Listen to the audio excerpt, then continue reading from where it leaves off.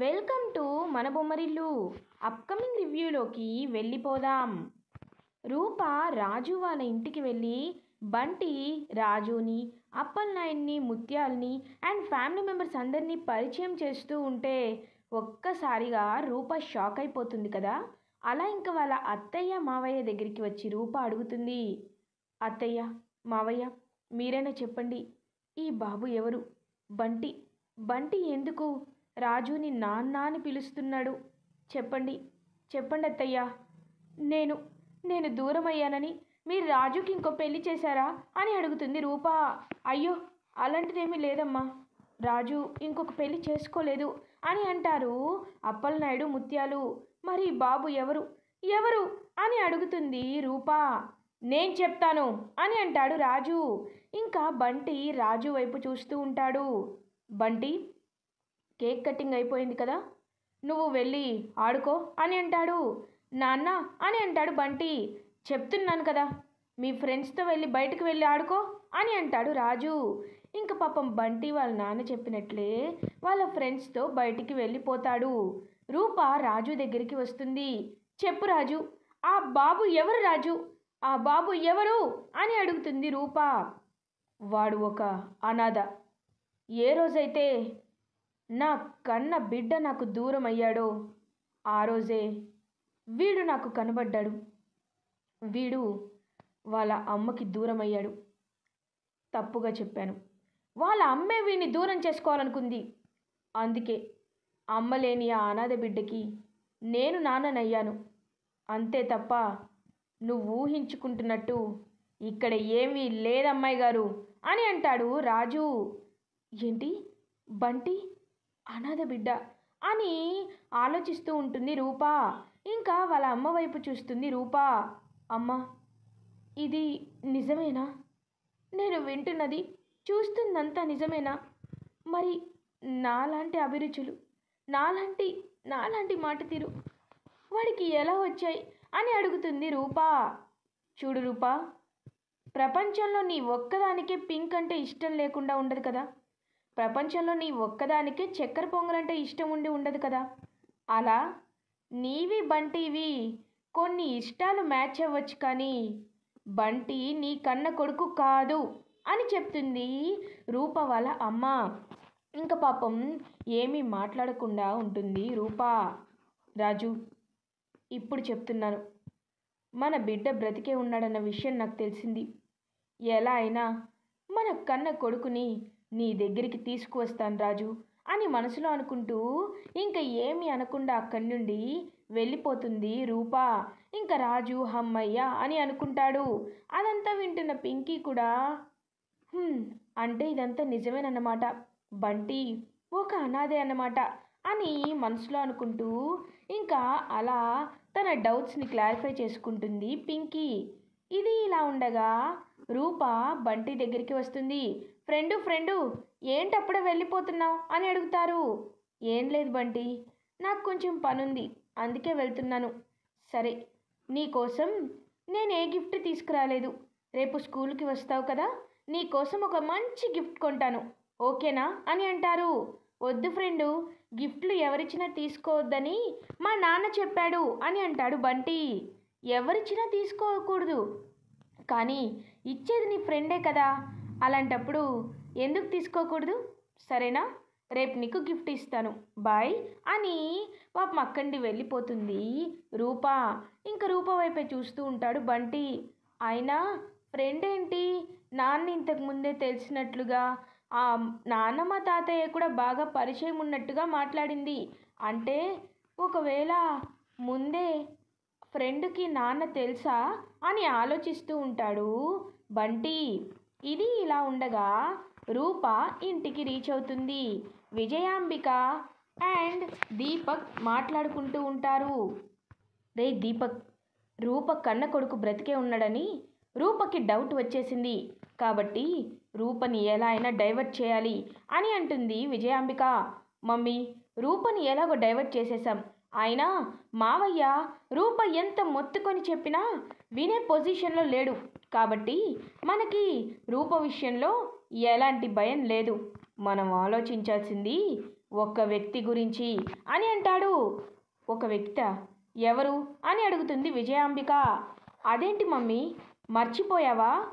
ఆ మందారం గురించి. ఎక్కడుందో తెలీదు, ఏం చేస్తుందో తెలీదు. ఖచ్చితంగా ఆ మందారం గనక కళ్ళు తెరిచి మన ఇంటికి వస్తే మనం ఇన్నాళ్ళుగా మావయ్య దగ్గర నటించిన నటన, పెంచుకున్న నమ్మకం అన్నీ పేక మేడల్లా ఒక్కసారిగా కుప్ప కూలిపోతాయి అని అంటాడు దీపక్. అవును దీపక్, నువ్వు చెప్పేది నిజమే. ఎందుకంటే మనం పొడుస్తున్నది అది కళ్ళు అప్పగించుకొని మరీ చూసింది. ఒకవేళ అది నిజం చెప్తే ఇంకా మన బ్రతుకు బస్టాండ్ అయిపోయినట్లే. ఎలా అయినా మనం దాన్ని చంపేయాలి అని చెప్తూ ఉంటుంది విజయాంబిక. అప్పుడే రూప కరెక్ట్గా అక్కడికి వచ్చి ఎందుకు చంపారు అని అడుగుతుంది. ఒక్కసారిగా దీపక్ అండ్ విజయాంబిక షాక్ అయిపోతారు. ఏం మాట్లాడుతున్నావు అని అడుగుతుంది విజయాంబిక. అవును, ఎందుకు చంపారు? నా బాబుని మా నాన్న దృష్టిలో ఎందుకు చంపేశారు? ఎందుకు మా నాన్న నా కన్న కొడుకు బ్రతికే ఉన్నా చనిపోయాడని చెప్పారు, చంపేశారు ఎందుకు అని అడుగుతుంది రూపా. చూడు రూపా, నువ్వు మా మాటల్ని తప్పుగా విన్నావు. నీ బిడ్డ బ్రతికి లేడు, నువ్వు ఉన్నాడేమో అని అనుకుంటున్నావు అంతే. ఈ విషయంలో మమ్మల్ని ఎక్కువగా విసిగించొద్దు అని అంటుంది కావాలనే విజయాంబిక. నాకు తెలియదు అనుకుంటున్నారా?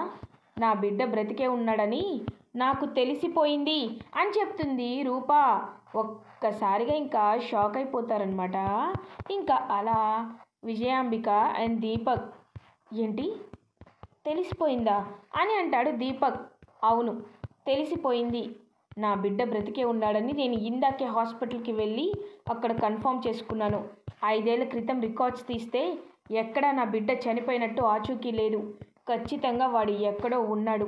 వాడిని నేను ఇంటికి తీసుకువచ్చి వాడిని ఇంటి వారసుని చేస్తాను అని ఇంకా అలా పాపం అక్కడి వెళ్ళిపోతుంది రూప. రే రూప, బాబుని కనిపెట్టేలోపు నీకు రూపకి పెళ్ళైపోవాలి. ఇదే మనకు కావాల్సింది అని ఇంకా చెప్తూ ఉంటుంది విజయాంబిక. ఇది ఇలా ఉండగా రాజు ఆలోచనలో పడతాడు. అమ్మాయి గారికి నిజం తెలిసిపోయింది.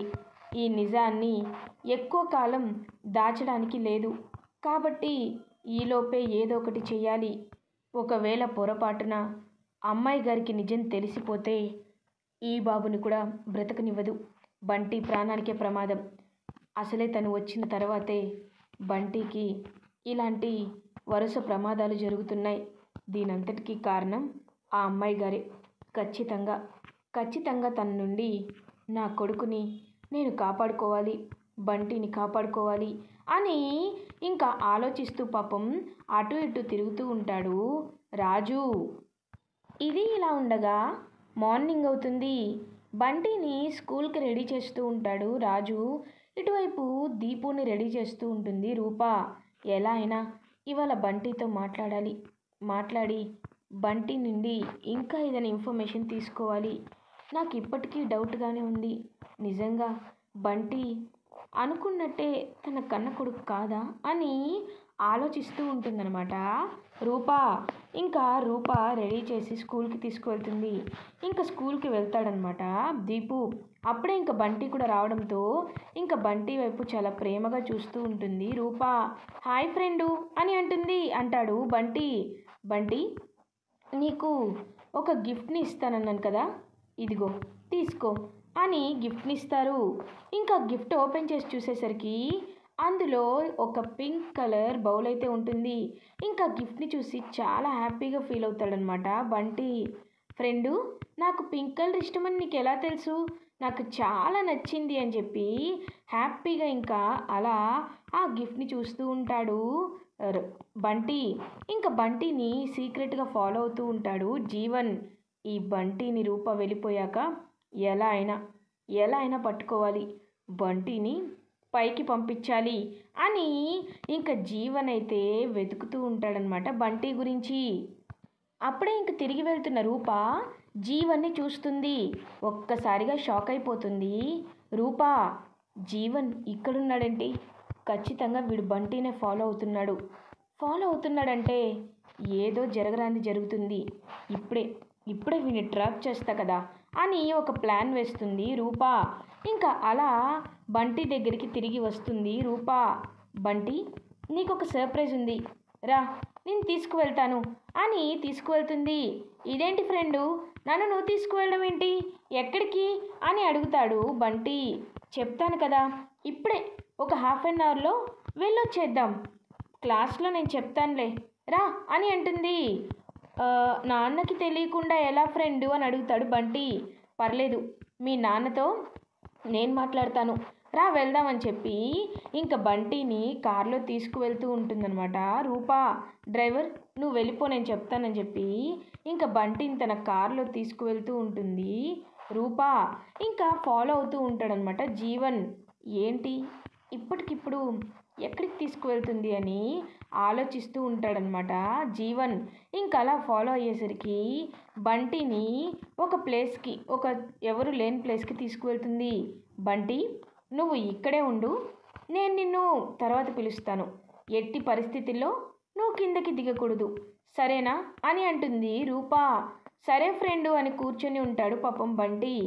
ఇంకా అలా బంటిని దగ్గర కారులో ఉంచేసి బయటికి వచ్చి జీవన్ కార్ ముందు నించుంటుంది రూప. ఒక్కసారిగా జీవన్ షాక్ అయిపోతాడు. ఇంకా అలా చూస్తూ ఉండిపోతాడనమాట. ఏంటి, నేను నిన్నిలా ఇరికిస్తానని షాక్ అయిపోయావు కదా, చెప్పు, ఎందుకు ఎందుకు బంటిని ఫాలో అవుతున్నావు, నిజం చెప్తావా చెప్పవా అని గట్టిగా అడుగుతుంది ఇంకా రూప. మేడం, నేను రూపా, నన్ను వదిలే రూపా అని అంటూ ఉంటాడు జీవన్. చూడు, నేను కార్లో వచ్చిన వెంటనే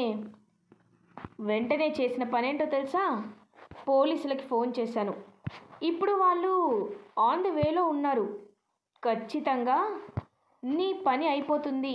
ఒక పిల్లాన్ని అటెంప్ట్ మర్డర్ కేసు కింద నిన్ను జైల్లో పెడతారు. చెప్పు, నిజం చెప్పు, ఎందుకు బంటిని ఫాలో అవుతున్నావు, చెప్తావా చేస్తావా అని ఇంకా గట్టిగా కాలర్ పట్టుకొని అడుగుతుందనమాట రూప. ఇంకా ఏమీ చేయలేక, వద్దు పోలీసులకు ఫోన్ చేయొద్దు, చెప్తాను, నిజం చెప్తాను అని ఇంకా రూపకి చెప్తూ ఉంటాడు జీవన్. ఏంటా నిజం, ఎందుకు బంటిని ఫాలో అవుతున్నారు అని అడుగుతాడు. రాజు ఇంట్లో బంటి ఉంటున్నాడని మాకు అనుమానం వచ్చింది. రాజు కొడుకేనా, నీ కొడుకేనా కాదా అని కన్ఫర్మ్ చేసుకోవడానికి ఆ రోజు బంటిని కిడ్నాప్ చేశాం. కిడ్నాప్ చేసిన తర్వాత డిఎన్ఏ టెస్ట్ చేయించిన తర్వాత తెలుసుకున్న విషయం ఏంటంటే, నిజంగా బంటి నీ కన్న కొడుకే అనే విషయం మాకు తెలిసింది. అందుకే బంటిని చంపేస్తే మాకు ఆస్తి వస్తుందని, వాళ్ళు ఆస్తిలో వాటా ఇస్తామని విజయాంబిక వాళ్ళు చెప్పారు. అందుకే ఇదంతా చేశాను అని అంటాడు జీవన్. ఒక్కసారిగా బంటి తన కన్న కొడుకు అని తెలుసుకొని ఇంకా షాక్లో ఉండిపోతుందనమాట రూపా. నువ్వు చెప్పేది నిజమా అని గట్టిగా అడుగుతుంది రూపా. నేను నిజమే చెప్తున్నాను, కావాలంటే వాళ్ళ దగ్గర డిఎన్ఏ రిపోర్ట్స్ కూడా ఉన్నాయి, నువ్వు వెళ్ళి చెక్ చేసుకో, నన్ను మాత్రం వదిలే అని అంటాడు జీవన్. ఇంకా అలా ఒక్కసారిగా షాక్లో ఉండిపోతుందనమాట రూపా. ఇంకా అలా కార్లో ఉన్న బంటి దగ్గరికి వస్తుంది. బంటి వైపు ప్రేమగా చూస్తూ ఉంటుంది రూపా. ఫ్రెండు, నన్ను ఎక్కడికో తీసుకువచ్చాను సర్ప్రైజ్ అన్నావు, ఇప్పుడు ఎక్కడికి వెళ్దాం అని అడుగుతాడు. ఇంకా బంటిని ప్రేమగా హక్ చేసుకుంటుంది పాపం రూపా. ఇది ఇలా ఉండగా రాజు అలా ఇంకా వెళ్తూ ఉంటాడు. రాజుకి సడన్గా, అయ్యో బంటి ఇవాళ నాకు చాక్లెట్ అడిగాడు, నేను బంటి గురించే మర్చిపోయాను, ఇప్పుడు బంటికి లంచ్ బ్రేకే కదా, వెళ్తాను అని చెప్పి ఇంకా అలా రాజు అయితే బంటి దగ్గరికి, స్కూల్ దగ్గరికి వెళ్తాడు. వెళ్ళేసరికి అక్కడ బంటి లేదని తెలుసుకుంటాడు. ఒక్కసారిగా రాజు షాక్ అయిపోతాడు. ఇదేంటి, బంటి లేకపోవడం ఏంటి, బంటి ఎక్కడున్నాడు అని పాపం చుట్టూ వెతుకుతూ ఇంకా చుట్టుపక్క పరిసరాలన్నీ వెతుకుతూ ఉంటాడనమాట రాజు. కరెక్ట్గా అదే టైంకి రాజుకి రాఘవ కనబడతాడు. ఒక్కసారిగా రాజు రాఘవని చూసి షాక్ అయిపోతాడు. రాఘవ ఏంటి ఇక్కడున్నాడు అని చెప్పి రాఘవ దగ్గరికి వెళ్తాడు రాజు. బాబుగారు, మీరు మీరు చాలా రోజుల తర్వాత మీ దగ్గరికి రావాలనే ప్రయత్నిస్తున్నాను బాబుగారు. కానీ మీరు పాతింటికి వెళ్తే మీరు అక్కడ ఖాళీ చేసి చాలా రోజులైందని చెప్పేశారు. బాబు, మీకు మీకు ఒక ముఖ్యమైన విషయం చెప్పాలి బాబు అని రాఘవ అంటాడు. రాఘవ, అసలు నిన్ను చూసి నాకు నమ్మాలనిపించటం లేదు. ఇంతకీ ఎలా ఉన్నావు? ఏం చేస్తున్నావు? పాపం మందారం చనిపోయిన బాధలో అని అంటాడు రాజు. ఏంటి బాబు, మందారం చనిపోవడం ఏంటి? మందారం చనిపోలేదు బాబు, చనిపోలేదు, తను బ్రతికే ఉంది అని చెప్తాడు. అలా ఇంకా రాఘవ ఒక్కసారిగా మందారం బ్రతికే ఉందని తెలుసుకొని షాక్లో ఉండిపోతాడనమాట రాజు. ఇలా ఎపిసోడ్ ఎండ్ అవుతుంది.